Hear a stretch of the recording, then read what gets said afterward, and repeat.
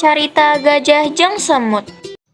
Sinar panon poe lalaunan asup ka sela-sela daun leuweung Flona. Tina rangrang semut anu mucunghul di permukaan tanah. Kaluar Anton, si semut nyambut hanetna panon poe isuk. It's si Kinochura. Anan poi isak binner Hannes ang gusapting tingkol kam kujin. Sanggu pinka bunga hang twacha anosai pikanong and the heron. Sam uti glor ato. Hi, we'll join engine some. Willajung engine uti. Willajung anti Anton. Wilujum engine Anton. Sambatura pekan ta apdi lempeng dukat dir. Catherine Gali Suran Bua Yung Sikyasikian Anutua Sadajanikan Haram Pikan Sawatara Poika Harap. Ayu orang asong kadinya, butong abdigis lapor iyo.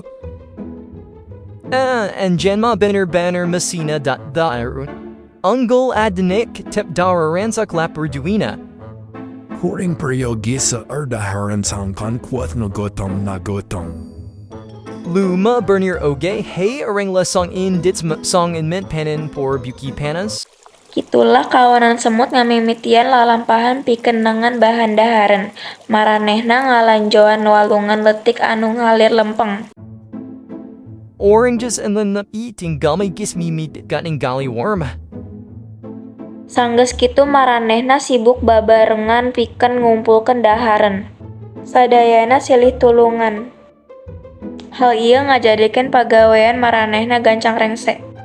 Bamon nigurung but Roman pasi ganchan rengasid. Yep, sadayan agis kakumpul waktu nabali. Nanging dumadekeun tanah ngageter tarik rupanya saat eta Evan si gajah pemarah.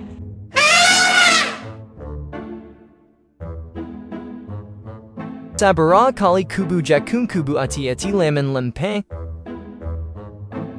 Anton, seletik anu ringge salah sorangan awa anjang letik.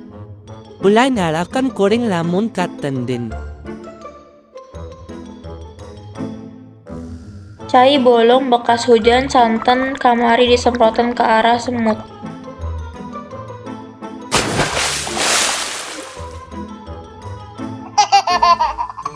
Asar lemah, anyar ku kenaan cai setik kungku ges narayap. Orang kudu ngelawan, lamun hanta anjina bakal terus ngaganggu orang. Sarwa, kumaha dulur-dulur? Anjena kaya aya aliansi, anjena nyangka orang mua bisa ngalakon anjena. Para semut teu malire omongan eta, maranehna sibuk nyusun strategi. Okay, do Artosia. Hayu memeti Sora. Evan teu siap ku serangan semut. Anton jeung rerencanaan anu leutik asup kana balai Evan. Apa anu maranena lakukan di jero balayku? Aduh, nyeri.